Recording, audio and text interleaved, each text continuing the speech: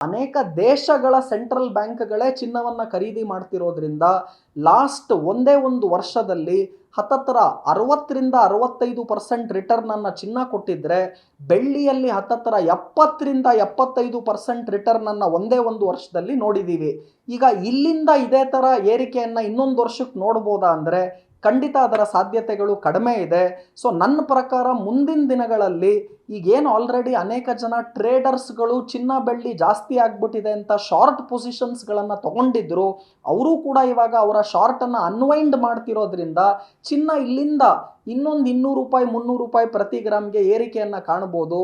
ಆದರೆ ಈ ಟೈಮಲ್ಲಿ ಹೊಸದಾಗಿ ಹೂಡಿಕೆಗೋಸ್ಕರ ಚಿನ್ನ ಬೆಳ್ಳಿಯಲ್ಲಿ ಮಾಡೋದು ಉತ್ತಮ ಅಲ್ಲ ಅಂತ ಹೇಳ್ತಾ ಇದ್ದೀನಿ. ಆದರೆ ಭಾರೀ ಪ್ರಮಾಣದ ಕುಸಿತ ಆಗ್ಬಿಡುತ್ತೆ ಚಿನ್ನ ಬೆಳ್ಳಿ ದರಗಳಲ್ಲಿ ಅಂದರೆ ಖಂಡಿತ ಸಾಧ್ಯ ಇಲ್ಲ.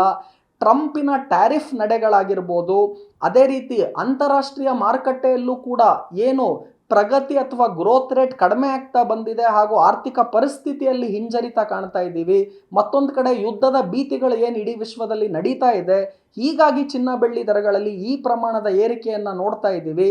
ಚಿನ್ನ ಬೆಳ್ಳಿಯಲ್ಲಿ ಯಾವುದಾನ ಕರೆಕ್ಷನ್ ಅಥವಾ ಇಳಿಕೆ ಬಂದರೂ ಕೂಡ ಒಂದು 10ರಿಂದ 15% ಇಳಿಕೆ ಆಗ್ಬೋದೇ ಹೊರತು ಭಾರೀ ಪ್ರಮಾಣದ ಕುಸಿತವನ್ನು ಚಿನ್ನ ಬೆಳ್ಳಿಯಲ್ಲಿ ನಿರೀಕ್ಷಿಸಬೇಡಿ. ಹೂಡಿಕೆ ದೃಷ್ಟಿಯಿಂದ ಹೊಸದಾಗಿ ಈ ಹೈಯರ್ ಲೆವೆಲ್ಸಲ್ಲಿ ಮಾಡೋದು ಒಳ್ಳೆಯದಲ್ಲ. ಹಾಗಾಗಿ ಒಂಚೂರು ವೆಯ್ಟ್ ಮಾಡಿ, ಒಂದು 10ರಿಂದ 15% ಕರೆಕ್ಷನ್ ಬರುವ ಸಾಧ್ಯತೆ ಇದೆ. ಆದರೆ ಇಲ್ಲಿಂದ ಭಾರೀ ಪ್ರಮಾಣದ ಏರಿಕೆ ಆಗಿಬಿಡುತ್ತೆ, ಇನ್ನೊಂದು ವರ್ಷಕ್ಕೆ 60% ಮೇಲೆ ಹೋಗುತ್ತೆ, ಅದು ನನ್ನ ಖಂಡಿತ ನಿರೀಕ್ಷೆ ಅಲ್ಲ.